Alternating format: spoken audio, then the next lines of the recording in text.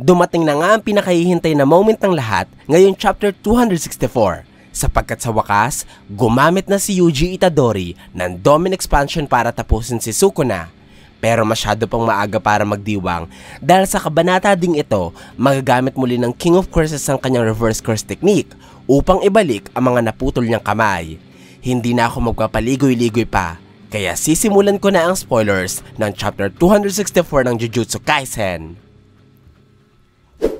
Nagumpisa ang kabanata sa eksena kung saan makikita natin si Angel na gumamit ang Jacob's Ladder para tapusin si Sukuna. Nagtagumpay ang sorcerer na maipatama ang kanyang abilidad sa King of Curses, pero dahil sa anak na Gege si Sukuna, nagawa niyang saluhin ang pag-atake at pagkatapos ay sinuntok niya ang sahig upang wasakin ang lupang tinutungtungan. Nagresulta ang aksyon sa pagkadurog ng sahig at paglipad ng malalaking tipak ng bato sa ere. Ginamit ni Sukuna mga tipak ng bato bilang tungtungan para makarating kay Angel na kasalukuyang lumilipad sa himpapawid. Susuntukin niya sana ang babae pero saktong dumating si Todo upang iligtas ang kanyang kasama at saluhin ang malakas na pagsuntok ni Sukuna na may kasamang Black Flash. Tinamaan ang sorcerer sa tiyan at dahil sa matinding pwersa ng suntok ng King of Curses, tumalsik si Todo at si Angel pabagsak sa lupa. Matatandaan na hindi na magagamit ni Todo ang Vibro Slap dahil nasira na ito sa nakaraang kabanata, kaya hindi na rin niya maaasahan ang bugi-wugi para maiwasan ang pag-atake ni Sukuna.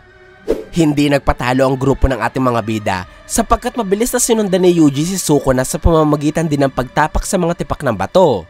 Sununtok ng binatang sorcerer ang King of Curses kaya tumalsik din ito sa gusaling malapit sa kanila. Sinundan ni Yuji ang pag-atake ng isang pagsuntok sa muka at pagbalabag kay Sukuna sa lupa. Balak pa sanang gamitin ni Yuji ang kanyang cleave upang putulin ang katawan ng katunggali, subalit sa isang nakakagulat na pangyayari, napatubo at nabuo ni Sukuna ang kanyang mga braso upang gamitin ang kanyang kamao para suntukin si Yuji sa mukha.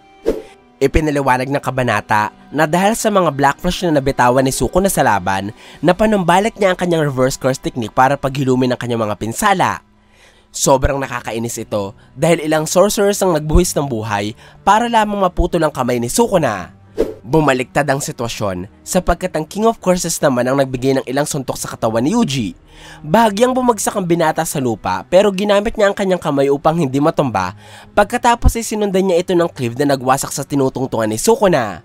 Kamuntikan na mawala ng balanse ang King of Curses pero hindi siya pumayag na magtagumpay si Yuji kaya agad niya itong sinugod para pagsusuntukin.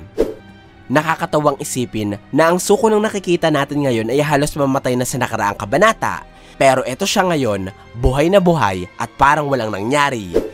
Lumipat ang eksena sa isang flashback kung saan makikita natin si Gojo at Jogo sa loob ng Domin Expansion ng Cursed Spirit. Nasa loob din si Yuji at pinoprotektahan sila ng Simple Domain.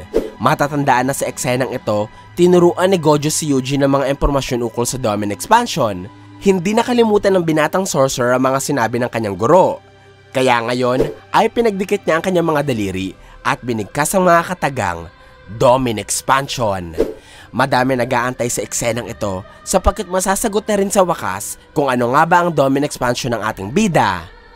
Ang sunod na pahina ay nagaganap sa isang estasyon ng tren. Makikita dito si Yuji at si Sukuna na sa ngayon ay gumagamit ng katawan ng ating bida. Tinawag ni Yuji si Sukuna at sinabi niya dito ang mga salitang let's go o tara na. Hindi piniliwanag kung anong ibig sabihin ni Yuji sa pagyaya niya kay Sukuna, sapagkat ito na ang huling pahina ng kabanata. Kung kayo ang tatanungin, ano sa tingin nyo ang kahulugan ng let's go ni Yuji? Gusto kong malaman ang inyong opinyon dahil susubukan kong ipaliwanag yan sa full chapter review ng chapter 264 ng Jujutsu Kaisen. Ito po ang spoilers ng chapter 264 ng Jujutsu Kaisen. Sana po ay nagustuhan nyo ang aking paliwanag. Kung may mga katanungan pa kayo o gustong idagdag ay huwag po kayong mahihiyang mag-iwan ng komento sa ibaba. Maraming salamat po sa panonood ng aking videos. Ako po si JE, hanggang sa muli!